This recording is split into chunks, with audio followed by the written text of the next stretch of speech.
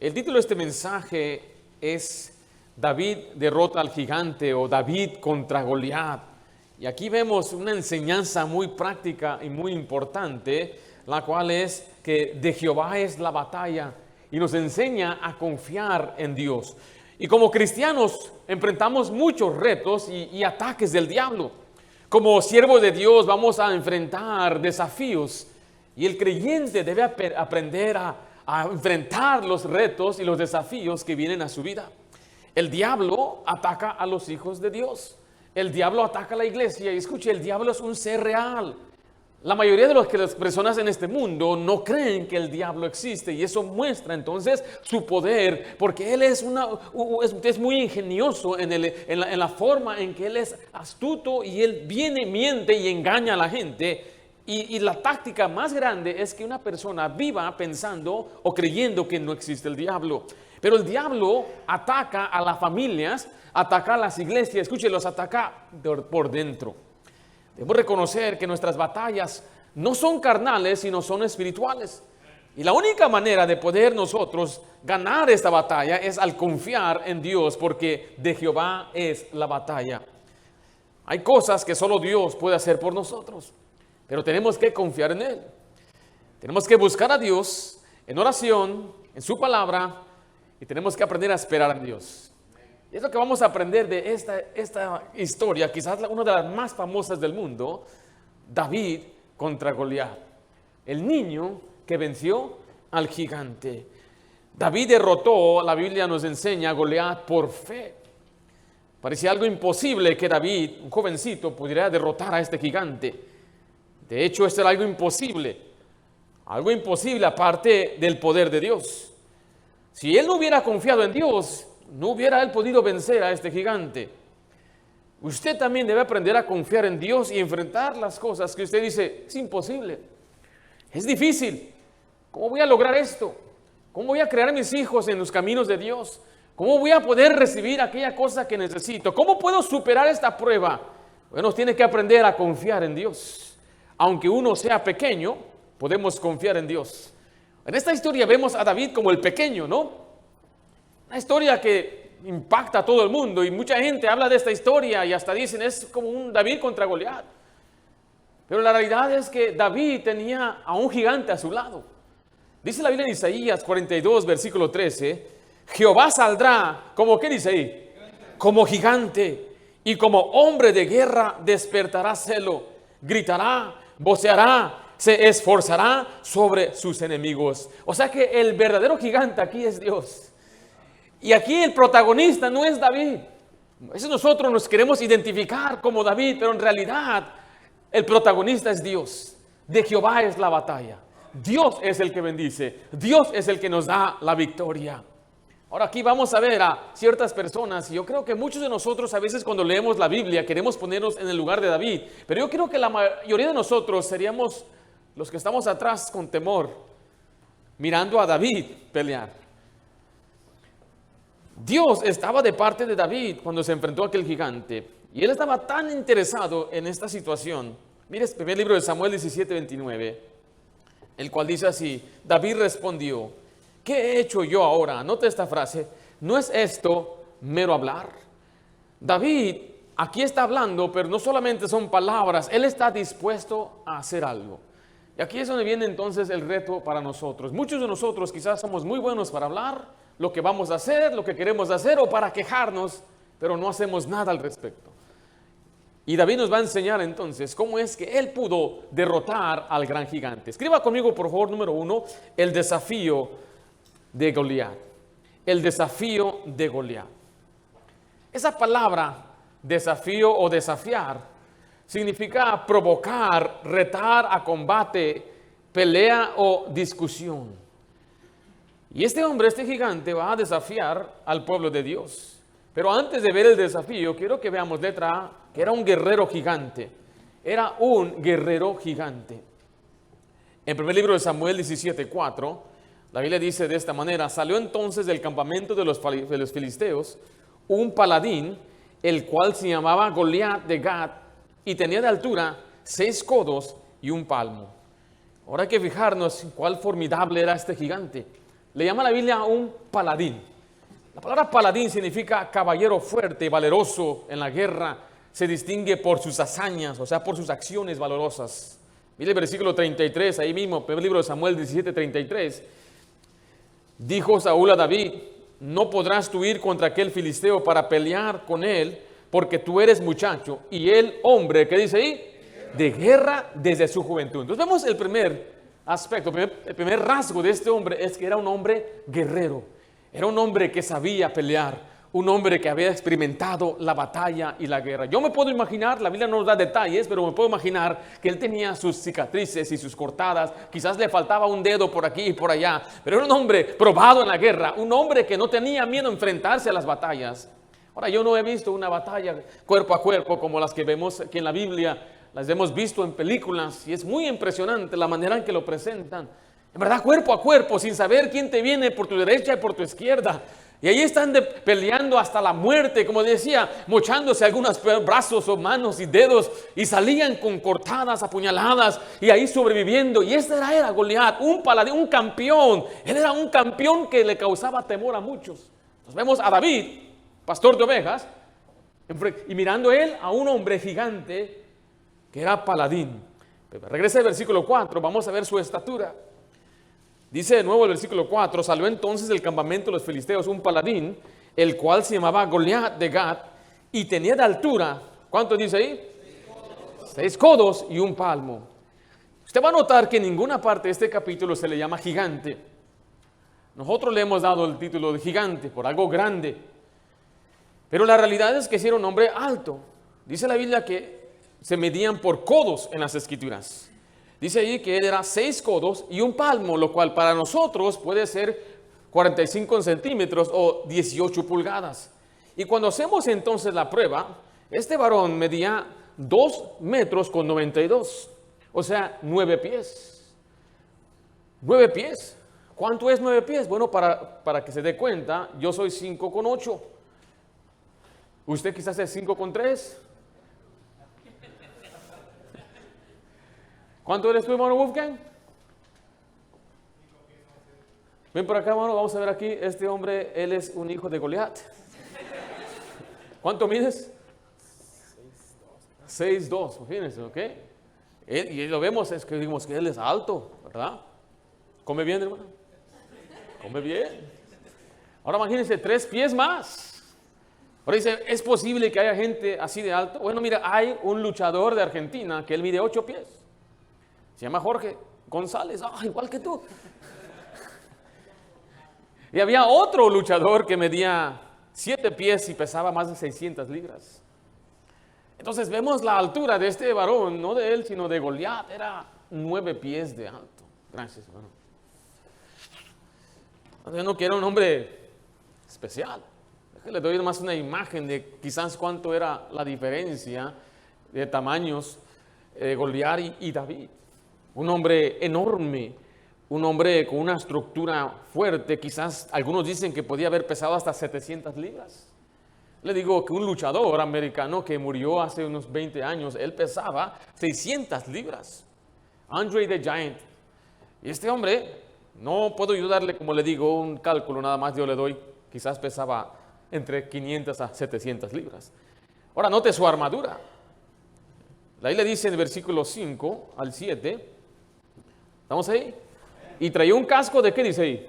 De bronce en su cabeza, llevaba una cota de malla, y era el peso de la cota 5,000 ciclos de bronce. Sobre sus piernas traían grebas de bronce y jabalina de bronce entre sus hombros, y el asta de su lanza era como un rodillo de telar, y tenía en el hierro de su lanza 700 ciclos de hierro, e iba a su escudero delante de él. Ahora, él usaba bronce. El bronce lo que es simplemente una aleación básica que contiene 88% cobre y 12% de estaño. Es una mezcla de 2 metales para hacerse más fuerte, pero no está tan pesado. Pero también tenía una lanza. Note ahí, tenía primeramente su casco de bronce. No sabemos cuánto pesaba, pero dicen que si hacemos un casco hoy de bronce para un hombre normal, pesa 30 libras. Llevaba una cota de malla. No tengo la imagen, se me olvidó poner la imagen, pero simplemente es unas cadenitas pequeñas que se pueden así, se enlazan juntas. Y son muchas cadenitas que ya parece una tela. Se dice que pesaba 5,000 ciclos de plata. Y esa es la manera en que se puede saber cuánto pesa el día de hoy, que son 125 libras. Cargaba simplemente para protegerse 125 libras o 57 kilos. Hay personas aquí que pesan menos que eso. Y este hombre cargaba en su cuerpo tanto. Las armas, dice la Biblia, vean el versículo 45, el libro de Samuel. Estoy tratando de pintar esta imagen de un guerrero que era difícil, invencible. Básicamente nadie le podía ganar a este hombre. Dice el versículo 45, estamos ahí. Entonces dijo David al filisteo, tú vienes a mí, note, con espada y lanza y jabalina. Note, son las 3 armas que él llevaba. La jabalina es como una flecha o puede ser como una lanza pequeña para lanzar. La lanza, le vuelvo a mostrar, quizás usted puede ver que ahí no presenta su lanza, pero la lanza, la Biblia lo describe como algo muy grande. Dice ahí que era, mire, regresa ahí al versículo 7. El asta de su lanza, o sea, el palo, era como de un rodillo de telar. Era como un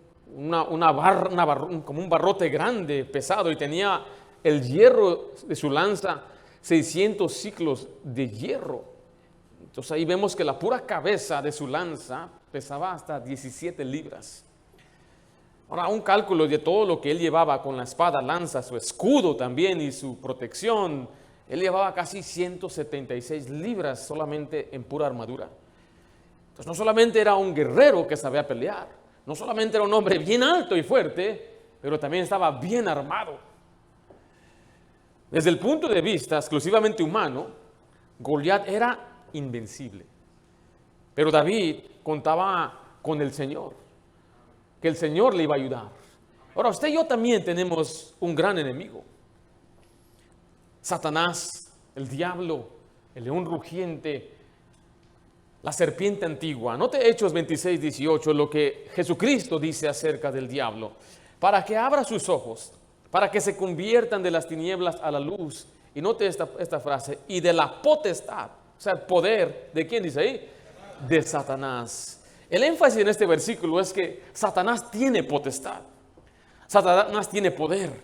Ahora, el poder que Satanás tiene simplemente es por permiso de Dios. Y si usted quiere saber qué tipo de poder tiene Satanás, observe lo que dice la Biblia de él en el libro de Job. Poder para hacer caer fuego del cielo, poder para causar enfermedades, poder para destrozar y hacer grandes vientos.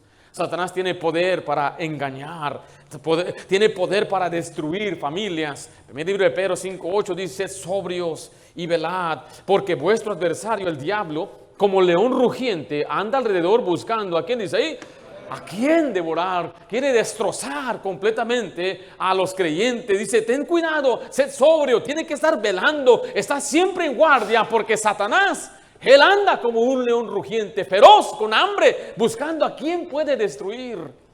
Está buscando a quien se descuide. Está buscando entrar a su casa por su teléfono, entrar a su casa por los medios y la televisión, por las revistas y cualquier otro libro. Entra a la vida de sus hijos por la escuela pública y sus amigos y sus compañeros y está buscando a quien destrozar. Oh, mi querido hermano, Satanás no se apiada de usted, ni de sus hijos, ni de su matrimonio. A él no le importa esa criatura que usted tiene y carga. Yo tengo una niña de 2 años y Satanás no mira y dice, ay, qué linda niña. No, dice, yo quiero destruir a esta niña. Quiero completamente destrozar y llevármela al infierno. Porque Satanás, dice ahí, le queda poco tiempo. Ahí le dice ahí en Apocalipsis 12:9, y fue lanzado fuera el gran dragón, la serpiente antigua, que se llama, ¿cómo dice ahí? Diablo y Satanás, el cual engaña al mundo entero. Fue arrojado a la tierra y sus ángeles fueron arrojados con él. Dice la Biblia enseguida ahí en ese mismo capítulo, y le queda poco tiempo. Sabe que le queda poco tiempo. Usted puede imaginarse la desesperación del enemigo de Dios, que le queda poco tiempo. Pastor, ¿a qué se refiere? Que un día el Señor vendrá por nosotros. Y cuando el Señor venga, va a empezar un reino llamado el milenio y Él va a ser atado por 1000 años y Él sabe, me quedan 1000 años. Entonces Él tiene una desesperación por hacer más y destruir más. Y anda Él con una desesperación metido en muchos lugares, en los medios, en las iglesias, en los hogares. Y usted puede ver el mundo el día de hoy, nuestro mundo, nuestro país va muy mal. Y la verdad es que vamos de mal en peor. Ese es el enemigo que nosotros tenemos. Goliat es un gran enemigo que enfrentó el pueblo de Dios, pero vean su letra B, escriba ahí su desafío. Su desafío. Goliat viene para desafiar o retar al pueblo de Dios. Dice el versículo 8 del primer libro de Samuel 17. Estamos ahí. Y se paró y dio voces a los escuadrones de Israel diciéndoles: ¿para qué os habéis puesto en orden de batalla? ¿No soy yo el filisteo y vosotros los siervos de Saúl? Escoged entre vosotros un hombre que venga contra mí. Si él pudiere pelear conmigo y me venciere, nosotros seremos vuestros siervos. Y si no pudiere más que él, y si yo pudiere más que él y lo venciere, vosotros seréis nuestros siervos y nos serviréis. Y añadió el filisteo: hoy ¿qué dice ahí? Desafiado al campamento de Israel. Dadme un hombre que pelee conmigo. Lo que está sucediendo aquí es que los filisteos eran enemigos de Dios, o enemigos del pueblo de Dios. Se formaron para batalla. Dice la Biblia que ellos estaban sobre un monte, había un valle, y en el otro monte se juntó el pueblo de Dios. Ahí están los dos, nada más mirándose. De repente sale el gigante y se pone ahí en ese valle y él reta al pueblo de Dios. En vez de ser una batalla normal o común, donde se pelean entre todos, dice nada más 1-1. El que gane, pues ustedes se convierten en sus siervos. Nadie muere, nadie pierde nada, simplemente nos sirven. ¿Qué les parece? Es un buen trato, ¿no? Piénsenlo bien. Nadie va a morir, nada más uno. Retó al pueblo de Dios. Y dice la Biblia que lo hizo por 40 días. Mira el versículo 16. Venía pues aquel filisteo por la mañana y por la tarde, y así lo hizo. ¿Cuánto tiempo? 40 días. Entonces, ¿cuántas veces salió? 80 veces. Por la mañana.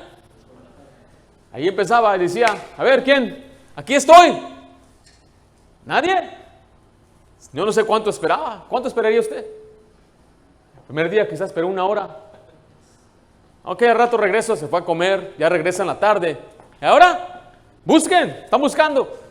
40 días, 80 veces. ¿Y cuál es la respuesta del pueblo? Note que sus esfuerzos por oponerse a Dios en verdad eran incansables. El diablo es igual. Mire 2 Corintios 2:11. Para que Satanás no gane ventaja alguna sobre nosotros, pues no ignoramos sus maquinaciones. Note, Satanás desafía a Dios y a su pueblo y él es incansable. Él viene y él está muy animado. Satanás está muy animado. Pero mire, por favor, la respuesta del pueblo. Vemos su terror.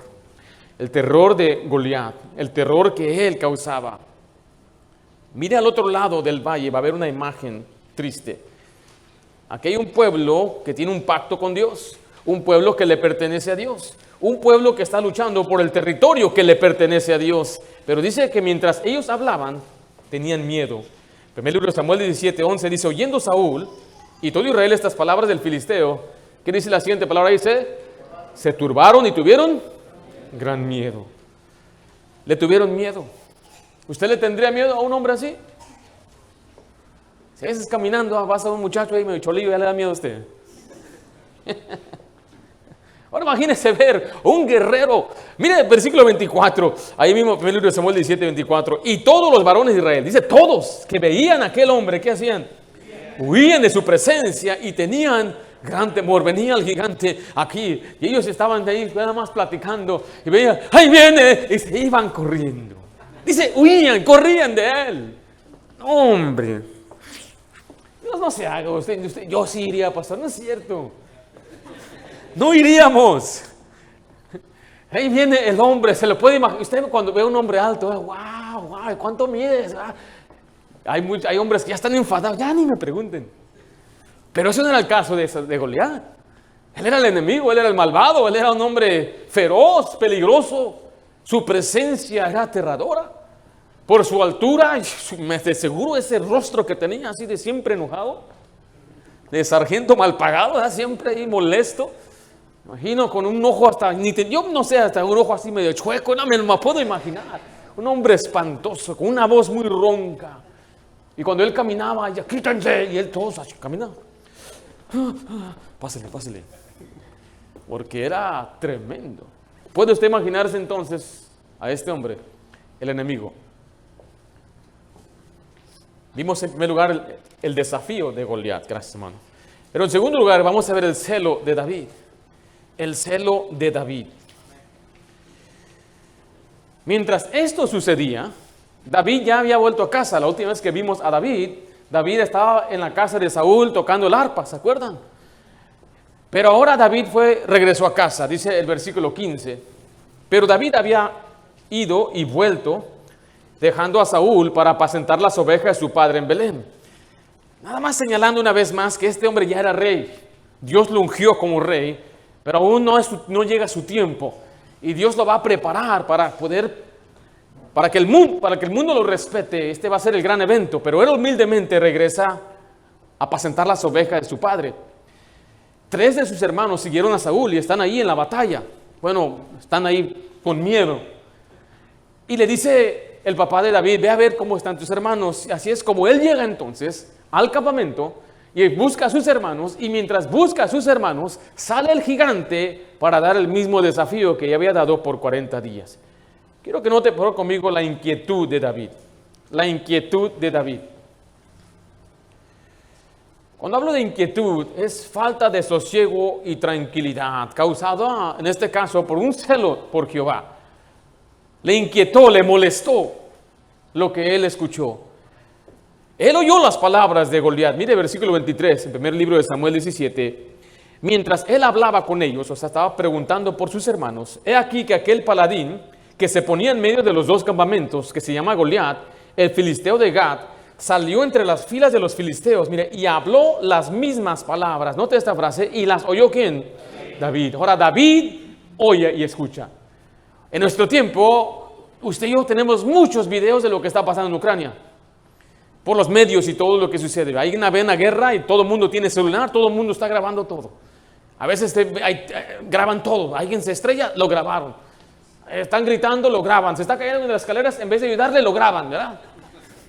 Pero en aquel tiempo no había nada de eso, entonces nadie sabía lo que estaba sucediendo. No había mensajeros, no había periódico, no había medios. Entonces David por 40 días no sabía lo que estaba sucediendo, pero ese día llega y él oye. Él escuchó las palabras. En el versículo 26 dice la Biblia que él se llenó de celo por Dios. Entonces habló David a los que estaban junto a él diciendo, ¿qué harán al hombre que venciera a este filisteo y quitará el oprobio de Israel? Note lo que pregunta aquí, porque ¿quién es este filisteo incircunciso para que provoque a los escuadrones del Dios viviente? Diciendo, ¿cómo es posible que una persona se atreva a provocar a Dios o a hablar de Dios o a poner abajo a mi Dios? Y la gente hablaba, decía, mira, el que gane le van a dar riquezas, el que gane le van a dar la hija del rey. Pero a David no le importaba esas cosas. O sea, parecía que ni las riquezas motivaba a la gente, ni la misma hija del rey motivaba a la gente. Y David decía, ¿quién es este incircunciso? Es una forma de degradación en la Biblia, porque el pueblo de Dios eran los circuncidados, y estos que no eran de ese pacto. Decía, ¿quién es este que no es ni siquiera del pacto? ¿Quién se atreve a hablar del Dios viviente? El celo es un enojo santo. Y el pueblo de Dios se inquietaba de miedo, mientras que David se inquietaba por lo que decían de su Dios. Mira lo que dice 1 Samuel 17, 29. Dice allí, David respondió, ¿qué he hecho yo ahora? ¿No es esto mero hablar? O sea, está diciendo, ¿acaso no es esto importante? Para él era una cuestión muy importante. Y se llenó de celo, de enojo, de que un hombre viniera y provocara al Dios viviente. Y en verdad es algo emocionante cuando alguien tiene celo por Dios. Cuando alguien está entusiasmado, tiene una pasión, un fervor y anhelo por las cosas de Dios. Para mí como pastor es algo refrescante ver a un varón en nuestra iglesia entusiasmado por Dios. que mi hija se entusiasme por Dios, eso me llama mucho la atención. Hace unas semanas fuimos a un campamento de jóvenes. Yo solamente observaba a mi hija. Yo quiero que Dios obre en su corazón. Y yo quiero que ella se entusiasme por las cosas de Dios. O hay muchos que se llenan de entusiasmo por el mundo, por algún deporte, se entusiasman por una película, se entusiasman hasta por una persona y tienen mucho entusiasmo, pero por Dios a veces nos hace falta un poco. Algunos por el trabajo, otros por la comida. Nada más usted menciona comida y se despiertan. ¿Dónde? ¿Cuándo? Pero miren, en el segundo libro de Reyes 10:16, vemos aquí un hombre llamado Jeúl. Dice, y le dijo, ven conmigo y verás, ¿qué cosa? Mi celo por Jehová. En el Nuevo Testamento, Pablo dice en Tito 2:14, quien se dio a sí mismo por nosotros para redimirnos de toda iniquidad y purificar para sí un pueblo propio. ¿Qué dice la última frase ahí? Celoso de buenas obras. Dios quiere que seamos un pueblo celoso por hacer el bien, celoso de hacer buenas obras. Recuerda, somos salvos por fe, sin las obras de la ley. Pero no significa que las obras entonces las ignoramos, sino que tenemos que ser celosos de buenas obras. En Juan 2:17 vemos que Jesucristo tenía celo por su casa. Entonces acordaron sus discípulos que está escrito, el celo de tu casa me consume. En Romanos 12:11 dicen lo que requiere diligencia, no perezosos, fervientes en espíritu, sirviendo al Señor. Dios quiere que tengamos un espíritu que sea ferviente, celoso por Él, para servirle. ¿En verdad tenemos celo por Dios? Puede ver que hay gente con falta de entusiasmo por Dios. En vez de ser caliente, muchos están fríos. Pero la mayoría de los cristianos que van a una iglesia semana tras semana no están a veces ni caliente ni frío, sino están tibios. Porque el frío, pues él ni se representa a la casa de Dios. Él está congelado, más congelado que el hielo. Pero hay muchos cristianos, gracias a Dios, están calientes por Dios. Pero hay quienes son, ¿qué hace Dios con el tibio? Es una palabra muy fuerte. Significa que es una repugnación. Vomita. Porque usted sabe que hay cosas que saben deliciosas cuando son frías. A lo menos aquí los muchachos no están acostumbrados a tomar leche tibia. Would you like warm milk, Angel? ¿Te gusta la leche tibia? Sí. Wow. ¿Tú? No, pues sí, también, ¿eh? ¿Te gusta la leche tibia? No, ok, gracias por... A mi papá le gusta la leche que sale de la vaca, así, se la limpia nada más ahí la basura y se la toma así. No, yo no. Hay cosas que tienen que ser caliente. Un caldo de pollo tiene que estar caliente, un pozole caliente, no tibio. ¿Verdad? Apocalipsis 3:19 nos dice entonces que podemos arrepentirnos. Dice, yo reprendo y castigo a todos los que amo. Sé pues, ¿qué dice ahí? Celoso y arrepiéntete. Aquí le está hablando a los tibios. Dios quiere que seamos celosos y que nos vivamos una vida con fervor. La vida cristiana debe ser de entusiasmo, estar alegre. Soy cristiano, soy hijo de Dios. Es una vida de diario, no solamente el domingo, no, el lunes, martes, toda la semana. Soy hijo de Dios y estoy sirviendo al Señor y tengo entusiasmo por Dios. Ahora él tenía celo por Dios, como estamos mirando, se llenó de celo. Y él estuvo dispuesto cuando nadie más estuvo dispuesto. Note que había un gran ejército con experiencia en la batalla. Hombres mayores que él. Él era un pastor de jóvenes. Y aunque nadie más estaba dispuesto, el rey no quería ir. Era el más alto de todos. El hijo de Saúl tampoco quería ir. Y era un hombre guerrero también. Nadie estaba motivado por las riquezas ni la hija del rey. Nadie. Todos tenían miedo. Nadie estaba dispuesto a ir. Pero David tomó la iniciativa. Estuvo dispuesto, escuche, aunque no era su problema. Él solamente fue para llevar un recado. Él podía haber dicho, que no sé, ya me voy. Yo no tengo que estar aquí, yo no soy soldado. Es más, yo solamente soy un joven. Es más, yo no tengo experiencia en la batalla. ¿Por qué tengo que ir yo? No tengo ni el equipo, no tengo ni siquiera una triste espada. Él podía haber dicho eso o no.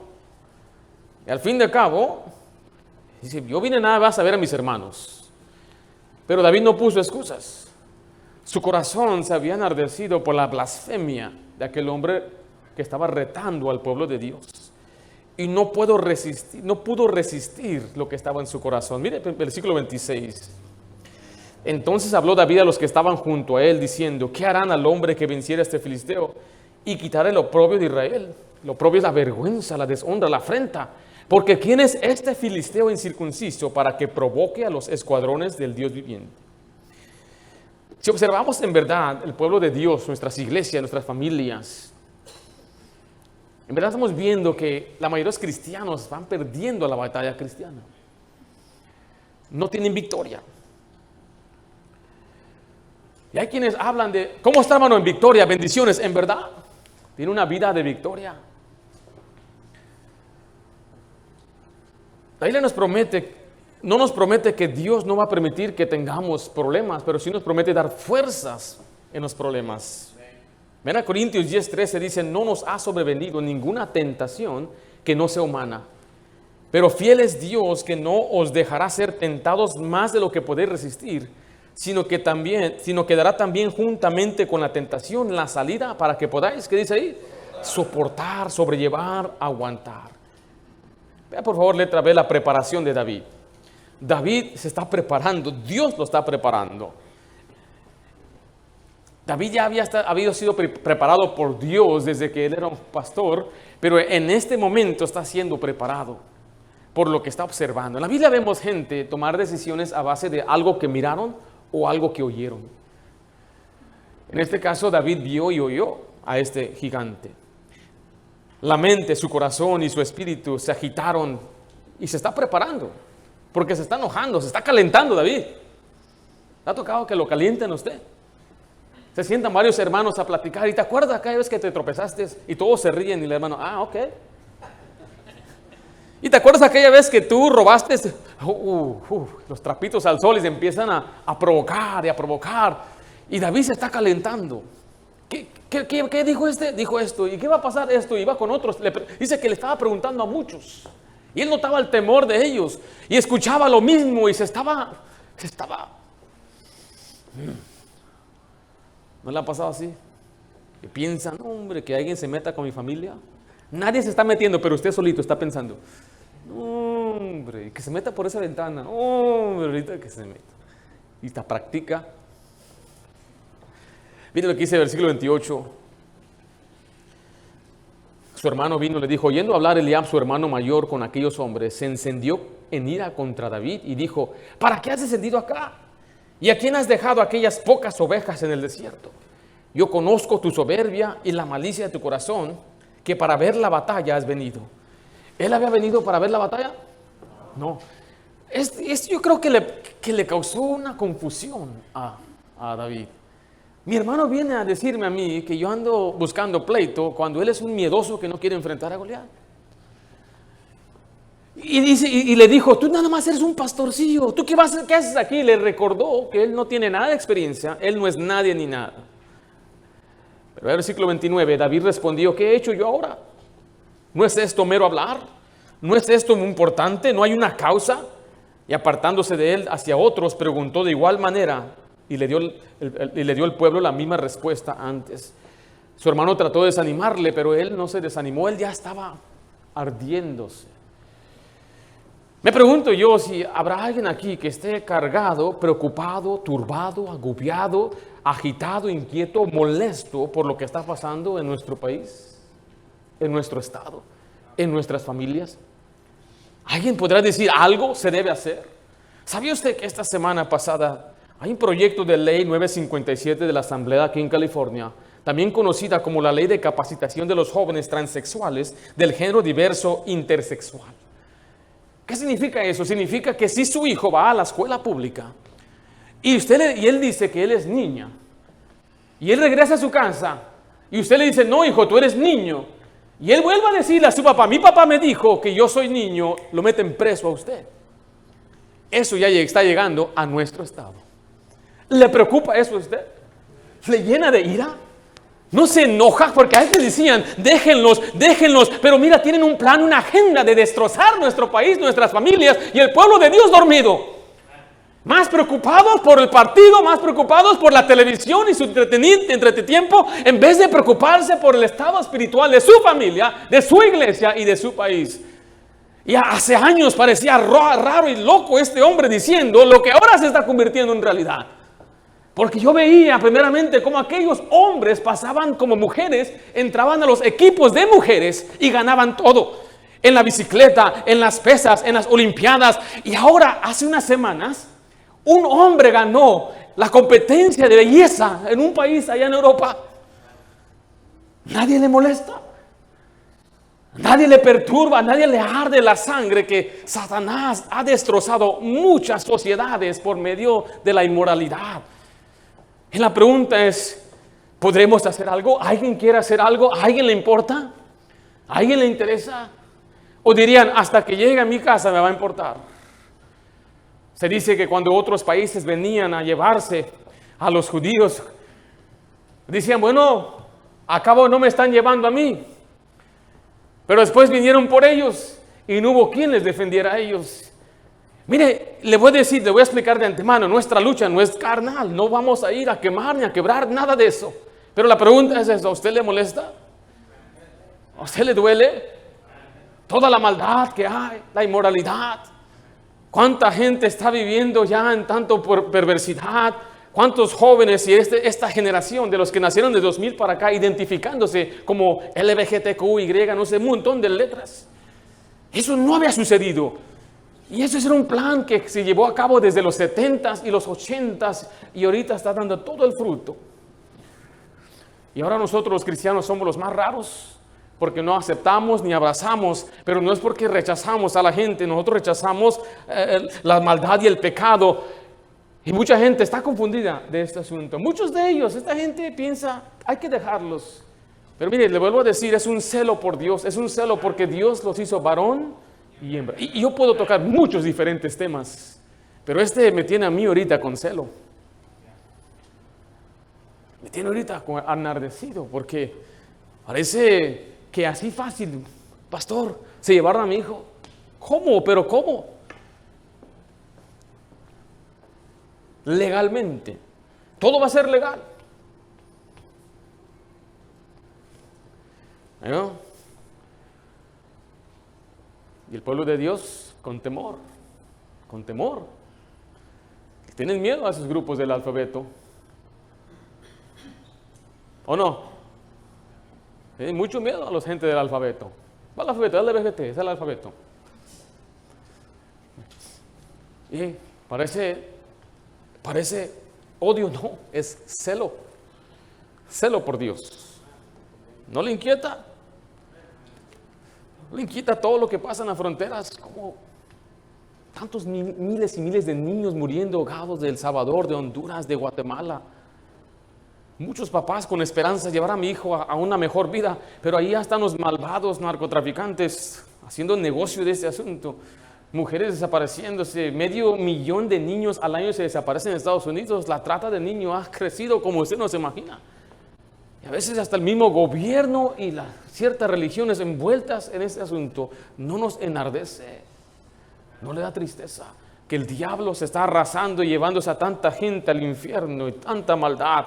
La religión creciente en Estados Unidos no es una cristiana, no es otra secta, es el ateísmo. I don't believe in God. Yo no creo en Dios. Gente practicando el misticismo del oriental, todo esto como yoga y tienen su horóscopo. Y eso es algo muy popular en nuestros días. La brujería, el ocultismo es lo que es.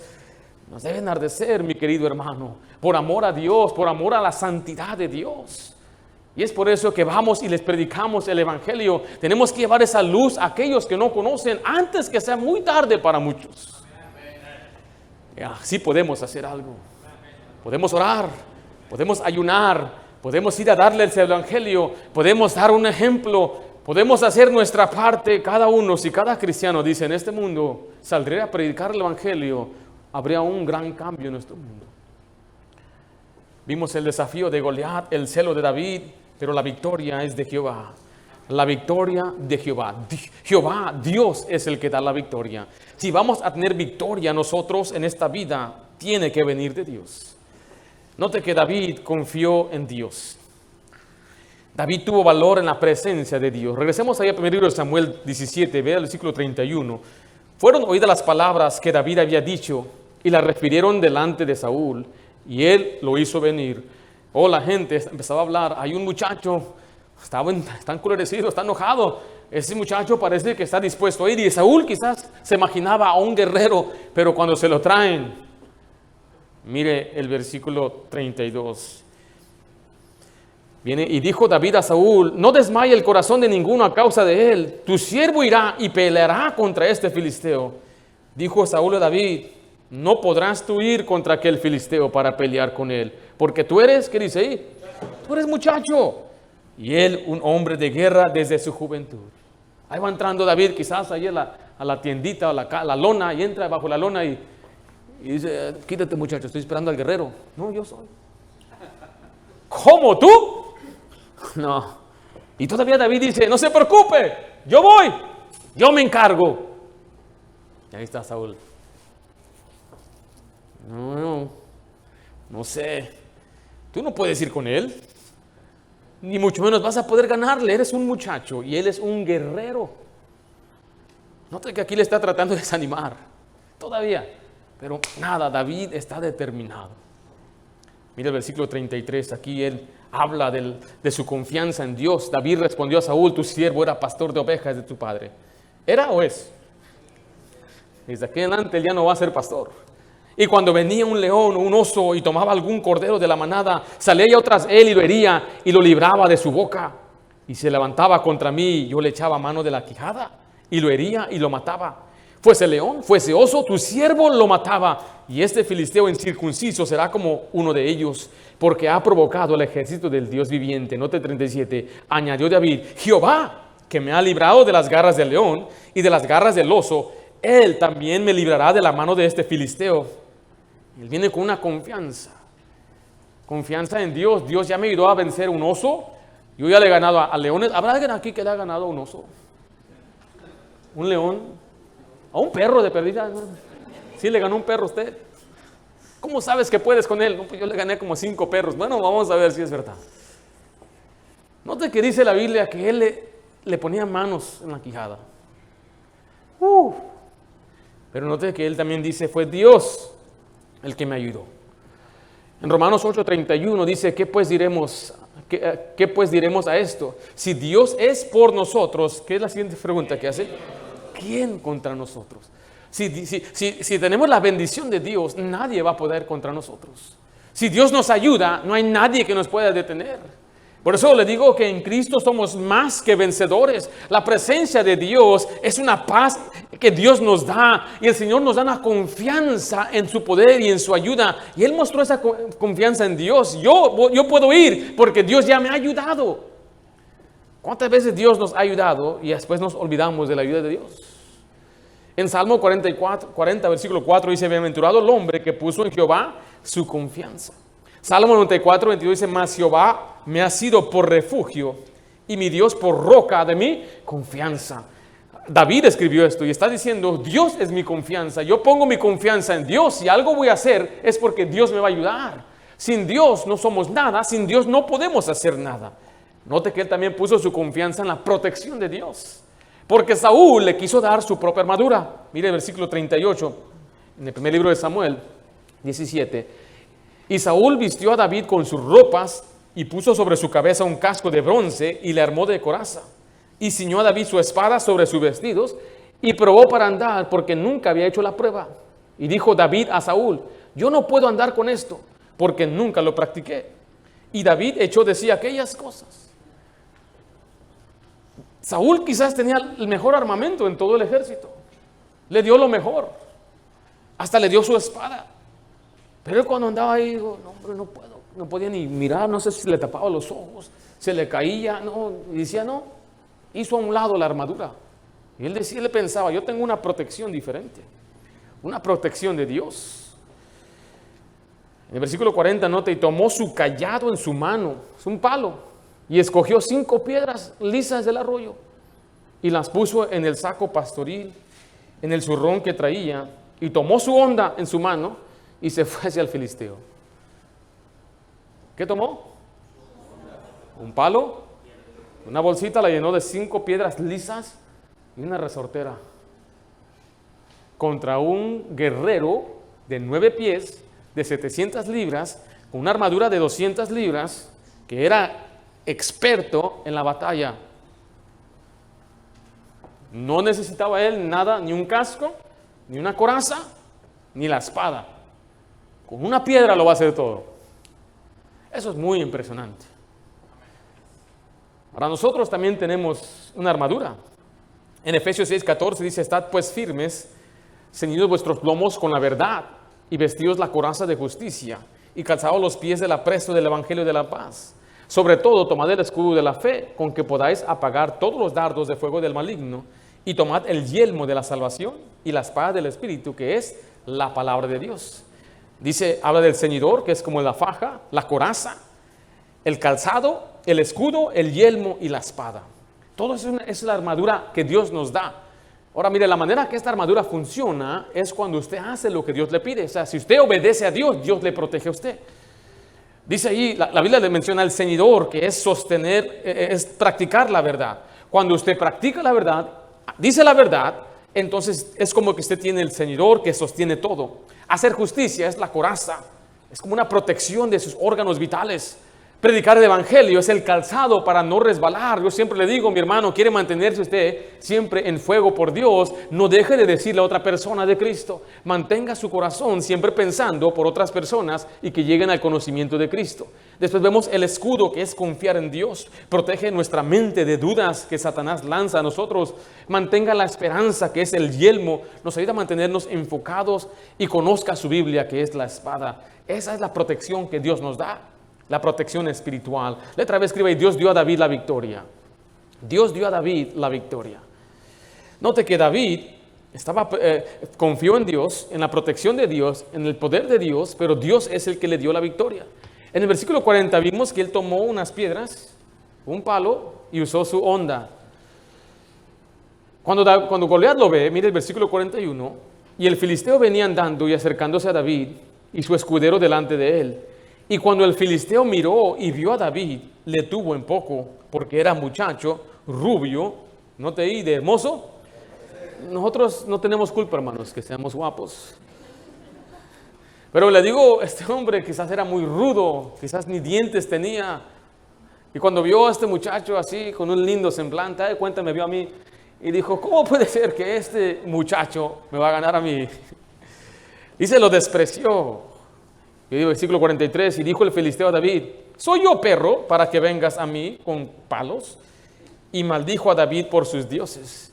Dijo luego el filisteo a David: ven a mí, y daré tu carne a las aves del cielo y a las bestias del campo. Esto es algo muy típico, es intimidar antes de pelear.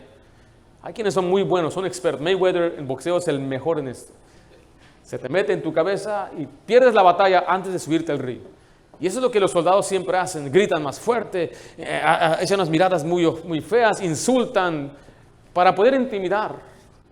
Y dice: ven, cuando te mate, te voy a dejar que las aves te coman la carne de tu cuerpo, tu cadáver. Mira el versículo 45, la respuesta de David. Entonces dijo David al filisteo: tú vienes a mí con espada y lanza y jabalinas, mas yo vengo a ti en el nombre de Jehová de los ejércitos, el Dios de los escuadrones de Israel, a quien tú has provocado. Jehová te entregará en mi mano, y yo te venceré, y te cortaré la cabeza, y daré hoy los cuerpos de los filisteos a las aves del cielo y a las bestias de la tierra, y toda la tierra sabrá que hay Dios en Israel.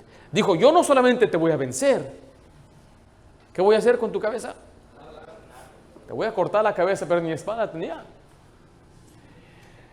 Goliat le dijo a él: yo voy a dar tu carne a las aves, pero David dijo: yo voy a dar el cuerpo de los filisteos para las aves y las bestias del campo. David, él venía más bravo. Mire el versículo 47. Y sabrá toda esta congregación que Jehová nos salva con espada y con lanza, porque de Jehová es la batalla, y él os entregará en nuestras manos.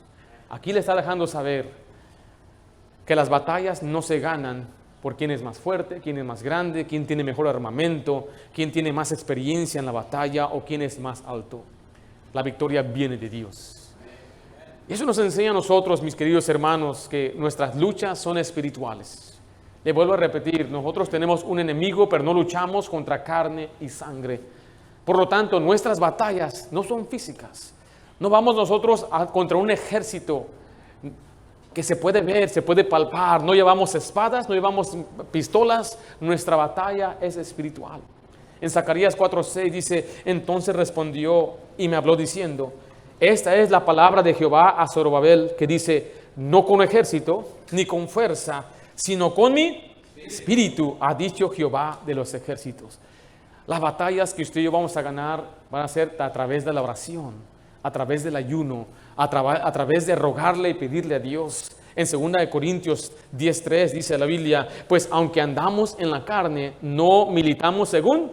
O sea, no estamos peleando en la carne, porque las armas de nuestra milicia no son carnales, sino poderosas en Dios para la destrucción de fortalezas. La verdad es esto, mi hermano, mi hermana, que la batalla que estamos perdiendo es porque no hay cristianos que busquen el poder de Dios ni las armas de Dios. Y yo estoy seguro, yo creo que como Satanás ha tardado muchos años para que nuestras naciones vayan decayendo, Dios la puede recuperar con su poder. El problema es que los cristianos quizás no queremos orar, no queremos dejar nuestra vida pecaminosa, no queremos dejar los vicios, no queremos dejar ciertas amistades. Por lo tanto, no nos podemos dedicar a la oración, no podemos buscar a Dios ni vivir vidas piadosas, y Dios no va a bendecir ni nuestros hogares, ni nuestras iglesias, ni nuestras comunidades, ni nuestro país. Dice, van a saber que hay Dios en Israel. Pueden saber que hay un Dios en su vida, que dirían, ese es un hombre de Dios. Si ves a aquel varón, él es creyente, él es cristiano, él es un hombre de Dios. ¿O qué dicen de usted? ¿Qué dicen de nosotros? En Romanos 9:26 dice, y en lugar donde él les dijo, vosotros no sois pueblo mío, ahí serán llamados hijos de ¿quién dice ahí? Del Dios viviente. Usted y yo servimos a un Dios viviente. No éramos pueblo, pero en Cristo ahora somos pueblo y somos hijos, pero no de cualquier Dios. Como decía David, del Dios viviente. En el libro de Samuel 17:48 veamos lo que sucede al final. Y aconteció que cuando el filisteo se levantó y echó a andar para ir a encuentro de David, David se dio a prisa y corrió a la línea de batalla contra el filisteo. Estaba listo David, no tenía miedo. Y metiendo David su mano en la bolsa, tomó de ahí una piedra y la tiró con la honda e hirió al filisteo en la frente. Y la piedra quedó clavada en la frente y cayó sobre su rostro en tierra. Así venció David al filisteo con honda y piedra. E hirió al filisteo y lo mató sin tener David espada en su mano. Entonces corrió David y se puso sobre el filisteo, y tomando la espada de él y sacándola de su vaina, lo acabó de matar y le cortó con ella la cabeza. Y cuando los filisteos vieron a su paladín muerto, ¿qué hicieron? Huyeron. Wow. Está tremendo esto, ¿no? Usó una piedrita, se puso. Y si ustedes saben cómo funciona la onda, hay muchos videos que usted puede ver, porque cuando hacen las vueltas, tienen que soltar cuando la piedra está hacia aquel lugar.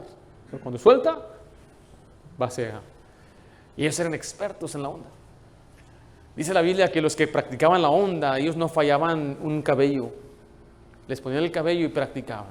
Yo leí una ocasión que decían que los muchachos que les ponían a practicar la onda, le ponían su comida en un árbol, un pan, y hasta que la tumbaran podían comer. Y usted puede imaginarse aventando y aventando. No, este muchacho era experto. Alguien dijo que esa piedrita era como una pistola de 45 por la velocidad, y quedó clavada en su cabeza. O sea que le quebró el cráneo y ahí se quedó pegada. Y cayó enfrente de todos. Y David va hacia aquel hombre y toma la espada de él, una espada enorme, pesada, y lo acaba de matar al cortarle la cabeza. Y dice la Biblia que entonces cuando vieron a su campeón muerto, ¿qué hizo el enemigo? ¿Y qué hace el enemigo cuando uno resiste? Huye de nosotros, dice la Biblia.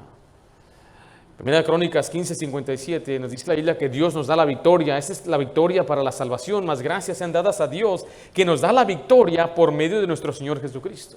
En 2 Corintios 2:14, más a Dios gracias, el cual nos lleva siempre, mire, en triunfo en Cristo Jesús, por medio de nosotros manifiesta en todo lugar el olor de su conocimiento.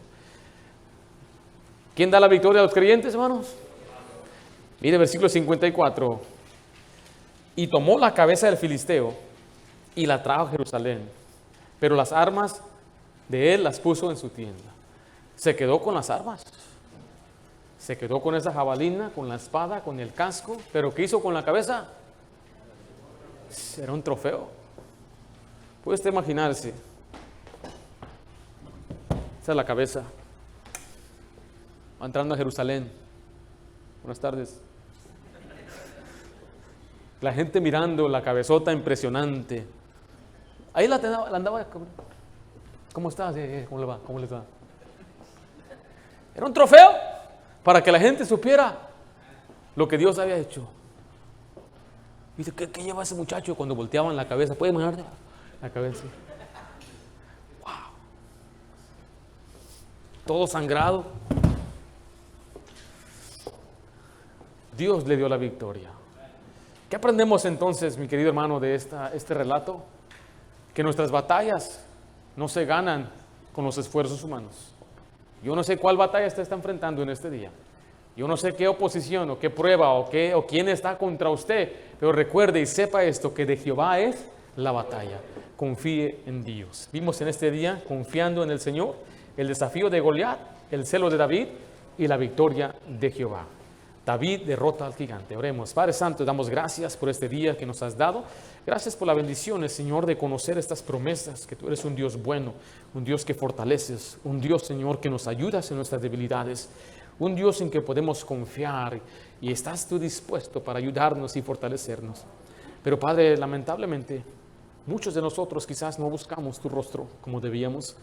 Y hoy, Señor, es una oportunidad para reflejar en ese aspecto, que tomemos decisiones, que nos llenemos de celo, Señor, por el bien, por la santidad de nuestro Dios. Este diablo, Señor, aquí se anda arrastrando a tanta gente, destrozando tanto bien que se ha hecho. Padre Santo, danos celo por ti, danos celo por las cosas que te pertenecen a ti, y que seamos hijos obedientes, sumisos, dependiendo de ti, para poder vencer y superar cualquier reto que el diablo nos aviente. Te lo pido en nombre de Cristo Jesús. Amén.